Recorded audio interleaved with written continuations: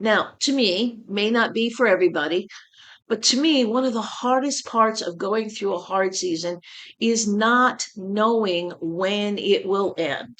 If you tell me I have to deal with a certain inconvenience or a certain pain for a period of time, like you've just had these teeth pulled, your mouth will be sore for 2 to 3 days. I can go, okay, I can deal with this for 2 to 3 days.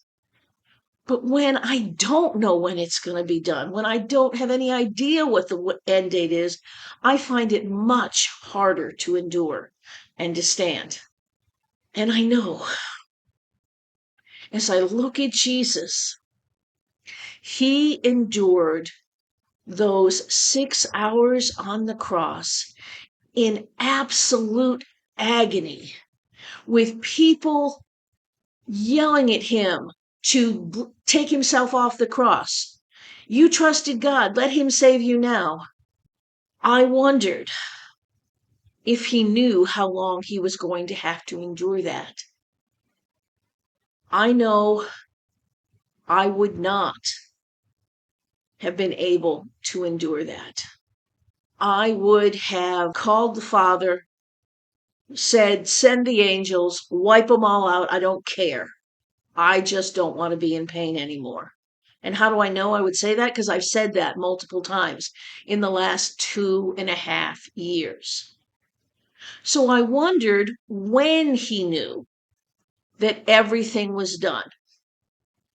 Because he has gone through every temptation that we have, I became convinced he couldn't have known from the beginning of when he was on the cross how long he would be there. He spent 21,600 seconds on that cross, where he had to push up on the nails in his feet every few seconds so that he could breathe out, scraping his raw back on that rough cross over and over and over again while people reviled him. It just amazes me.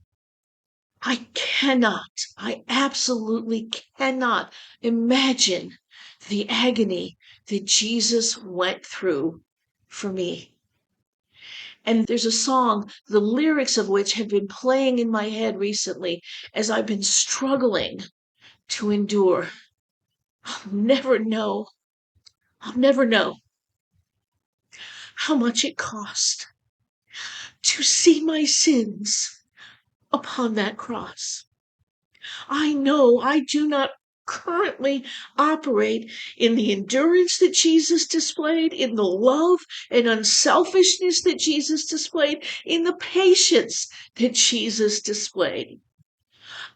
I know I do not currently operate in the self-control, fruit of the Spirit that Jesus displayed. As I said, I would have called the Father, send the 12 legions of angels, wipe them all out. I don't care. I just want to stop being in pain. But Jesus kept his mouth shut through most of the time on the cross. He did, however, say something right near the end. And we can see that in Matthew 27, where it says, from the 6th hour to the 9th hour, there was darkness on the land. And about the 9th hour, not quite at the end, but very close, Jesus cried out, Eli, Eli, lama sabachthani, if that's the correct pronunciation, which means, my God, why have you forsaken me? You called me to this. I wanted out. I asked you to let me out at the garden. And then I said, not my will, but your will be done. How could you abandon me? But what Jesus was doing was quoting from Psalm 22, because that verse was Psalm 22:1. And Psalm 22:24 says he did not hide his face from him. He attended to his cry for help. But probably for the first time ever, Jesus felt what it feels like to be abandoned by the Father. He wasn't abandoned, but he understood the feeling of that. probably for the first time ever. So he understands. Hope you enjoyed the portion of this week's pondering that can be found at the YouTube channel Pondering His Word with Maureen Gower. If you would like to hear the whole message, please feel free to check it out there. And may God bless you with a wonderful day.